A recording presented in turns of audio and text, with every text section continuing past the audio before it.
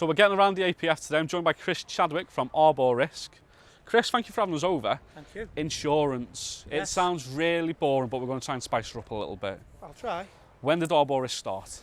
Arborisk have been around for about 10 years now. So it's a specialist brand for tree surgeons and foresters.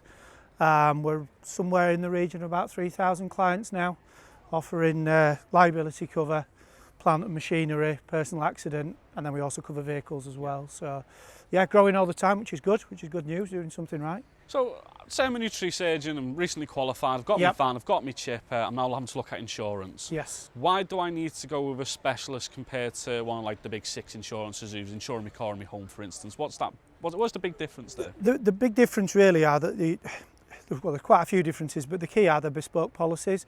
And when I say the bespoke policies, they've got bespoke cover for this particular sector. So what you'll find from like you'd say a mainstream, is that they'll have certain restrictions that they may not always point out at point of sale, but a key one is often climbing and height work. You get over a certain height, unbeknownst to you, you're not actually covered. So is that sneaky one? Because I can't remember who I was with when I first started off, because I didn't go to yourselves or anyone else. I went to one of the big 6 because I thought that's who I needed to go to. I was uneducated, I didn't really know. Yeah. Because you're not really taught insurance in college. No. But when I was looking in my policy, I couldn't go over 5 metres, which I thought, hang on, so I can do a hedge and that's about it. And I couldn't go below 300 mil. So for when I was having to stump grinding, my policy was effectively invalid for whenever I needed it. We eventually switched over to you guys and had it all sorted, and we were really taken care of. When it comes down to when I spoke to other people in the industry, if they've ever had to make a claim, you know the terminology. Exactly that. You can relate to them and say to them, all right, like that makes sense. And you protect both parties and you'll do what's right.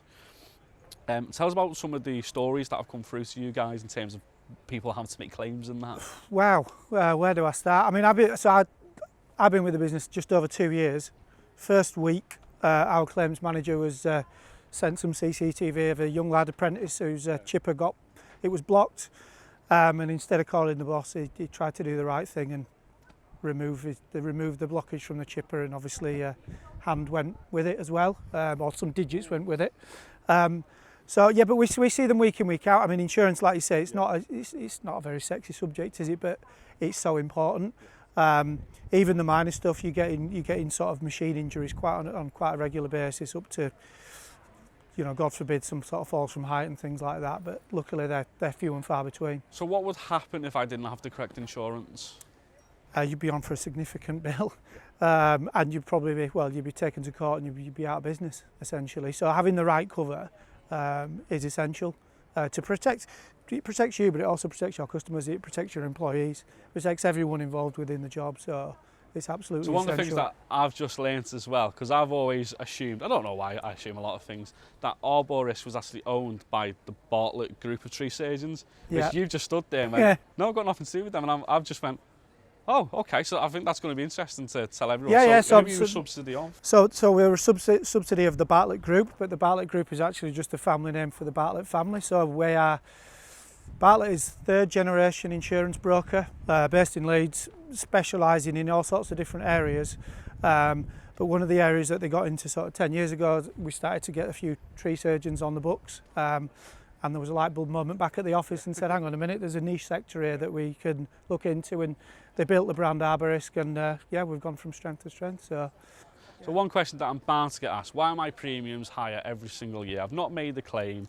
Are they all buying Lamborghinis and Ferraris and not telling us? I'm not, I can assure you of that.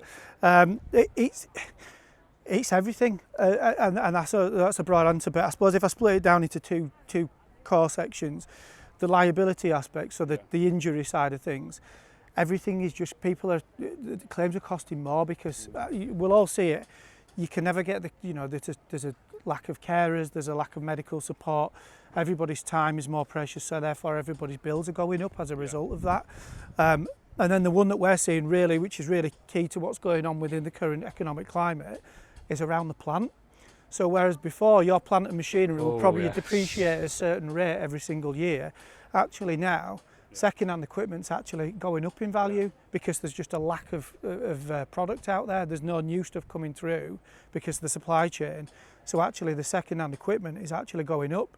So that's the conversation we're having with all our customers on a renewal basis make sure that you revalue every renewal, because you'll think that you're going to depreciate it by 10-15%, which in the past has always been the right thing to do, but now actually it's having a look at it again and revaluing it, because what you don't want to be is coming to a point of, God forbid, a claim and then you're underinsured. I was about to say, that's a word I've not heard for a very long time until we had this supply shortage of being underinsured. Yeah.